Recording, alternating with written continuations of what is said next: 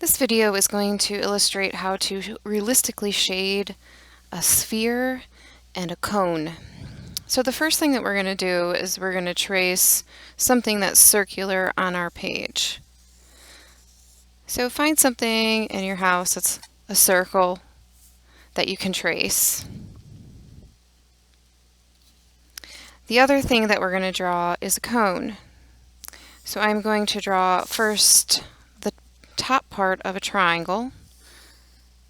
I'm going to try to get it to be fairly even. Now instead of having a line that's straight across, well, we can do a straight across line to get us started. But we actually need to curve the bottom to make it look like a cone. But sometimes it might help to actually put in a straight bottom. And now I can round out with half of an ellipse on the bottom. I turn it to the side because drawing ellipses on the side is easier for me versus drawing it like this, trying to get it right. I find it easier to do this. So try both ways and find what's easiest for you. So now that I have that drawn, I don't need this line anymore, so I'm going to go ahead and erase it. So the first thing that we need to do is designate where our light source is coming from. And so for this activity, we're pretending. Where is our sun, or where is our light? All right, so I'm going to just pretend that my light source is coming from this direction. So if my light source is coming from this direction, this part of my ball is going to be the brightest, right? So that means over here is going to be the darkest. So that's typically where I start shading. Now again, just to make a note, how I hold my pencil, I hold it around the edge of the eraser so I can use the side of my pencil a little bit more than the point of my pencil. So I'm going to start by putting kind of a medium shade down on my darkest side. And the darkest side, again, is the opposite of my arrow. And if you need to rotate your paper as you're doing this, go ahead and do that, similar to what I'm doing. So I have put down kind of a medium shade there, but this isn't enough. I need to develop this more. This isn't quite looking exactly like a ball. So I'm going to continue adding more values. So I'm going to come in and I'm going to actually gradually blend that out. So I'm reducing my pressure as I blend my pencil out. And I'm not smudging it with my finger. Try to avoid doing that.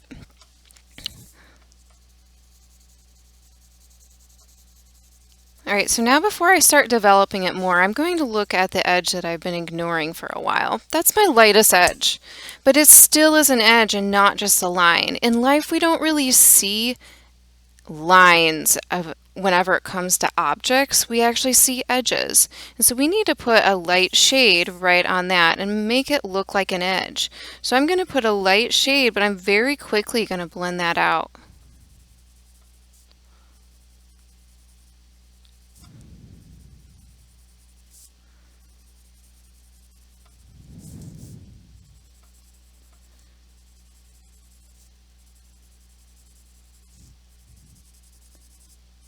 So now that I have done a little bit of shading on that line doesn't look like a line anymore. It looks like an edge, like the object is curved. And that's the illusion that I want. Now I need to continue building this up. I don't have all my values.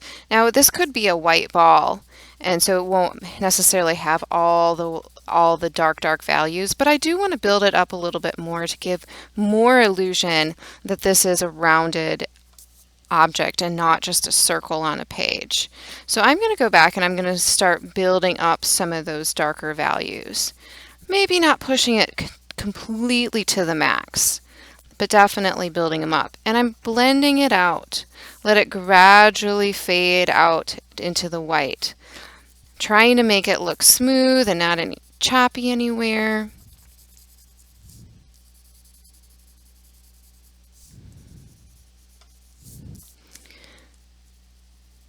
All right, so that looks pretty good. I feel like there's maybe a spot right here that is a little choppy, so I'm going to add a little bit more layering.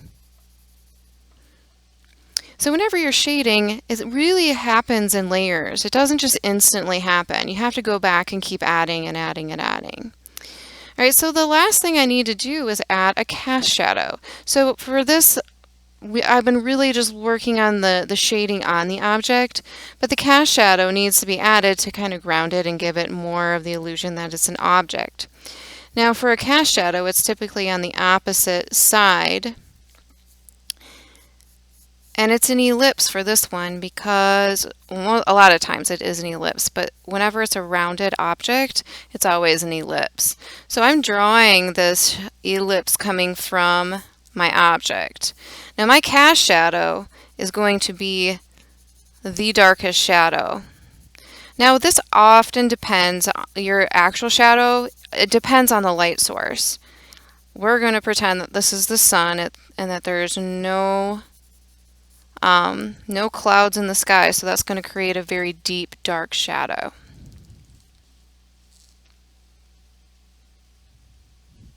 All right, so the sphere is done, so now I can move on to the cone. All right, I'm going to keep my light source about the same, just for consistency, okay? So my light source is going to come from here. So this side is going to be my lightest side. And so this is going to be my darkest side.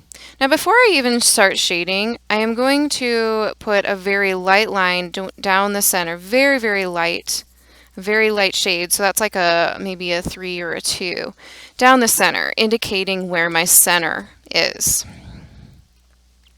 This is going to help me know when to start blending out my shading. So my darkest side is going to be over here. So I'm going to start putting down my values. Very similar to what I just did on my circle, I'm going to put lighter, like medium values on the darkest side. Now those medium values really need to go all the way to my halfway point where I just drew that line.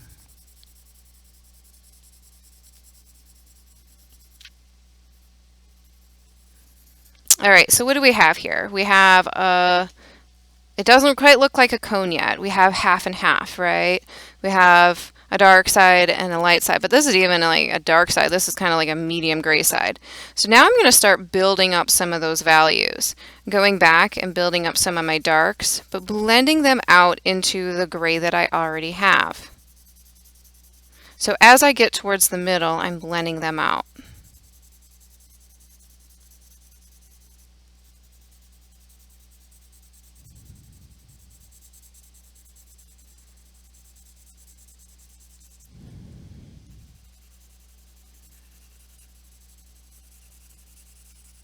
Again, I am adding more layers to kind of make that smooth transition happen.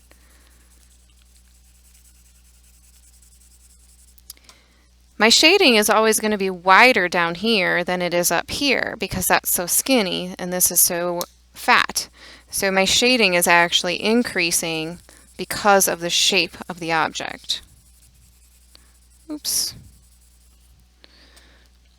Now it shouldn't just stop, right? My shading goes here and then it's like this break. Okay, so I need to add my lighter values over here and blend those out.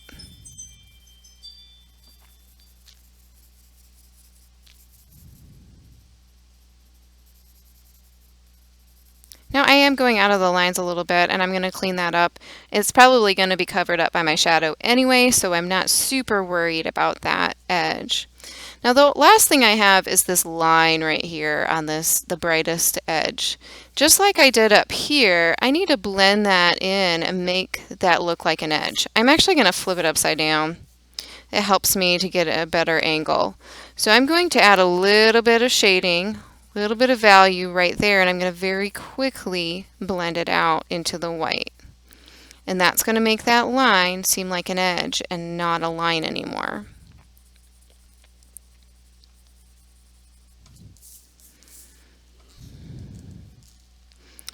So the last thing, I don't know, I feel like I have an area here that I want to blend in.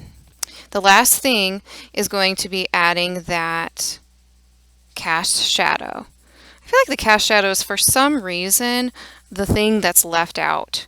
And I don't know why, but it actually adds to the realism and really grounds the object. So very similar to what we have here, we are going to have kind of an ellipse that's coming out from the cone.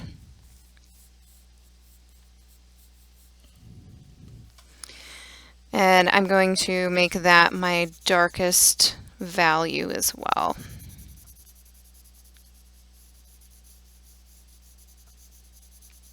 Cast shadows are super easy whenever you have one light source. Whenever you have multiple light sources, suddenly it becomes difficult because you have cast shadows in all sorts of different directions. We're pretending like our light source is coming from one direction. You have multiple light sources inside versus outside. All right. So there we made a circle into a sphere and a triangle into a cone. Go ahead and try it.